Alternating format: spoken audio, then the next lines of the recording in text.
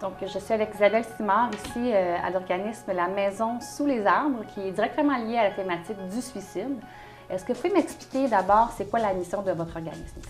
La Maison sous les arbres, c'est un organisme qui, dans le fond, communautaire, alternatif à la santé mentale. Donc, nous, on accueille toutes les personnes qui ont une problématique au niveau de la santé mentale, qui vivent une situation de détresse aussi.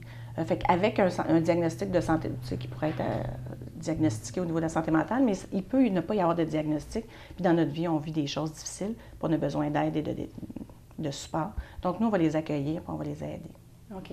Puis pour vous, à votre avis, c'est quoi l'importance de la Semaine nationale de la prévention du suicide? C'est quoi l'impact que ça peut avoir? Bien, ça nous donne une visibilité.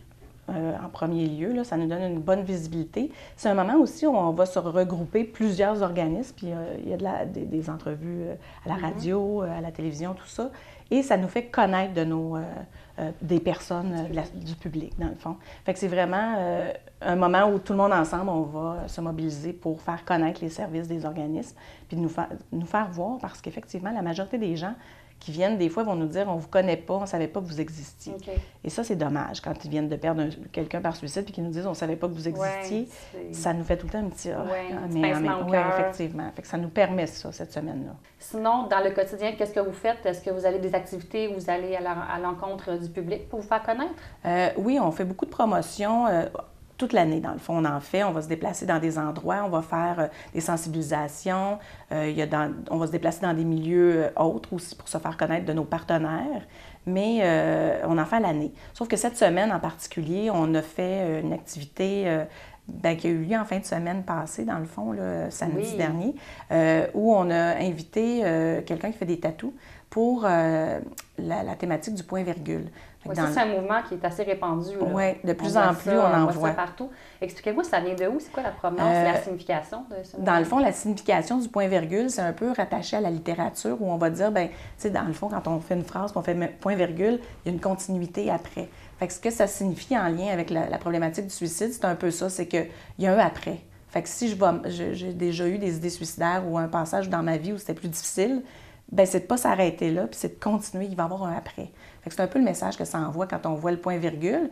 Fait que c'est du support, dans le fond, à la cause, soit qu'on a vécu cette situation-là, puis on se dit, bien là, je vais mettre un point-virgule à ma vie, fait que ma vie continue. Okay. Fait que c'est un rappel aussi pour soi-même, mais ça peut être aussi quand on a des proches ou des connaissances en soutien pour la cause.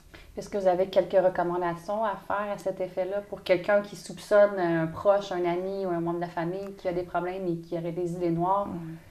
C'est quoi la première chose à faire? Bien, la première chose à faire, c'est d'écouter la personne, hein, c'est de démontrer qu'on voit que ça va moins bien, puis c'est de rester soi-même. Fait qu'on n'est pas dans la recherche de solutions, dans des garanties pour y dire « tu vas voir, ça va bien aller, je te garantis ». Tu sais, on est juste en train d'être dans l'écoute de la souffrance de l'autre, de ne pas la juger, puis de lui poser directement la question « est-ce que toute cette situation-là t'amène à avoir des idées suicidaires? » Tu sais, ça m'inquiète. Ou, tu sais, on reste ce qu'on est comme personne, puis on pas avoir peur de poser cette question-là. Non. Parce qu'on dirait que c'est... On ne veut pas mettre des idées dans la tête des gens. Donc, à votre avis, il faut y aller... Effectivement. C'est l'effet... Tu sais, on a peur de semer, dans le fond, de dire, bien, si j'y parle de suicide, elle va se mettre à y penser. Mais non, c'est pas comme ça que ça fonctionne. La personne, ça n'en a pas d'idée suicidaire, elle va vous dire non. D'aller direct au but, c'est de montrer aussi à l'autre qu'on est à l'aise, nous, d'entendre la réponse. Ça veut dire que si je tourne autour du pot puis que je te parle mais que j'ose pas te poser la question, toi, tu le sens. Puis tu vas te dire, elle n'est pas très à l'aise, fait que je lui en parlerai pas trop. Je sais pas qu'est-ce qu'elle va faire avec l'information. Est-ce qu'elle va me juger? Est-ce qu'elle va pas savoir quoi faire? Puis, Fait que les gens se retiennent encore plus dans ce temps-là. Fait que si on démontre qu'on est confiant puis qu'on dit, bien, tu sais, là, tu vis une rupture amoureuse, il y en a des gens qui pensent au suicide dans ce temps-là. Est-ce que toi, tu penses au suicide actuellement? Ça ouvre la discussion. Et ça fait en sorte qu'on est en train de dire, moi, j'ai pas de jugement, moi, j'ai pas peur de te poser cette question-là. Fait que je suis capable d'entendre toute la souffrance qui vient avec. Fait que c'est un peu ça que ça permet d'être direct puis d'aller droit au but. Mais c'était assez complexe, mais je pense que vous avez des bonnes idées pour outiller, justement. Oui, on va vous outiller, mais en même temps, il y a une partie de nous on a été formés à intervenir auprès des personnes suicidaires. Fait que notre façon d'aller chercher l'information va être aussi d'évaluer. Hein. On veut prendre le temps d'estimer la personne qui est au téléphone est en danger, jusqu'où est en danger, tu sais, dans sa façon de voir les choses.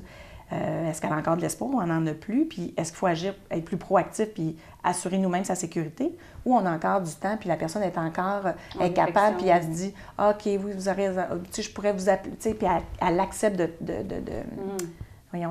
collaborer avec nous.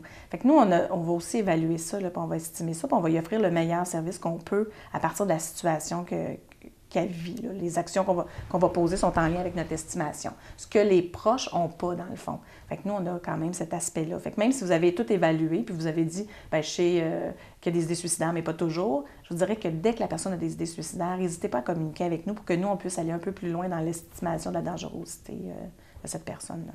Super. Bien, moi, je vais laisser les coordonnées dans le bas de l'écran pour que les gens sachent où téléphoner, donc avec qui communiquer. Bien, merci beaucoup. Ça a été très enrichissant comme discussion. Merci. Merci.